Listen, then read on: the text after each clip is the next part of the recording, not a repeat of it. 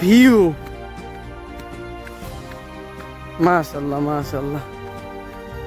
তাহলে শেষমেশ আমরা হচ্ছে আমাদের ট্রেকিং শুরু করলাম। আমরা এটা কোথা থেকে? পিন্দু। আচ্ছা, পিন্দু থেকে আমাদের ট্রেকিং শুরু করলাম। Have to walk through the way and it would be downward, you know? Yeah. It would be downward. Okay, I'm carrying 2 bags and I'm carrying one bag only. I'm carrying one bag, but it is big, you know? my one bag is really heavy and another one is tiny.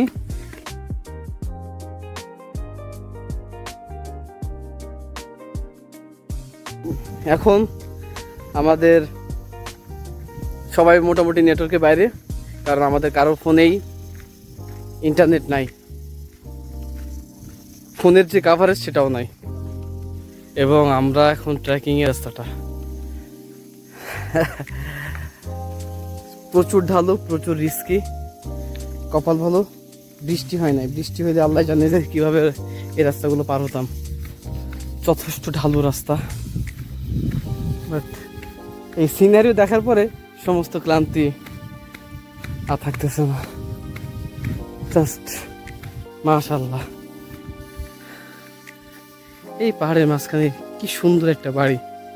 আমরা ওই উপরে ছিলাম, আরও উপরে ছিলাম, ঘুরে ঘুরে আসতেছি, নামতেছি। আমরা এখন চা বিরতিতে অনেকক্ষণ ট্রেকিং করলাম। এখানকার ভিউটা অনেক সুন্দর। আমার বন্ধু অমিত সে ক্লিপ নিচ্ছে কিছু। কেমন লাগছে বন্ধু বলো তো? তুমি যে ভিডিওগুলো দেখছিলে আসার সময়? হ্যাঁ, দেখে আসলে মানে এটার কোনো আসলে ইয়ে নাই, মানে বিয়ন্ড ডেসক্রিপশন। কিন্তু বাট গরম গরম একটু হবে, তারপরে রোদ তো নেই। 70 ডিগ্রি খারাপ। হ্যাঁ, এটা বেবে নামছি। আমরা ব্রেকের পরে আবার শুরু করলাম আমাদের ট্রেকিং। একেবারে ঢালু রাস্তা দিয়ে, ওই যে ঢালু রাস্তা দিয়ে নামা লাগবে। প্রচুর রোদ, এই জন্য গরমও প্রচুর। It's kind of burning. এখন যদিও সান নাই, মেঘের ভিতরে আছে, বাট এটা অল্প সময়। যখন একেবারে সান ফুললি লাইট দিচ্ছে, মানে মনে হচ্ছে চারিদিকে আগুন জ্বালানো, এরকম একটা বার্নিং। বাট ভিউগুলো অস্থির। একটু আগে আম বাগান থেকে আসলাম, এটা মেবি কমলা লেবুর বাগান। এটা কি জানি না, তেঁতুলের মতো লাগতেছে। এত সুন্দর, এত পরিমাণে আম ওখানে ফলছে, মানে সম্ভবত ন্যাংরাম, ওইগুলা ন্যাংরামের মতো দেখাচ্ছে না। এই যে এখানেও দেখা যাচ্ছে আম গাছ, ওই যে অনেক সুন্দর আম ফলছে এখানে।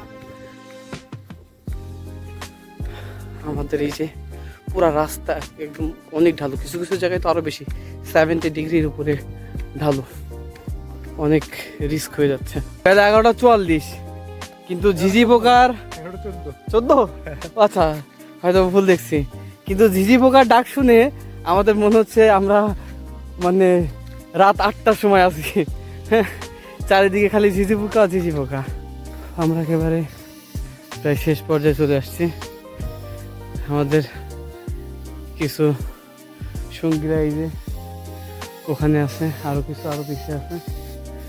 বর্তমানে আমি সবার সামনে, সবার আমাকে নিয়েই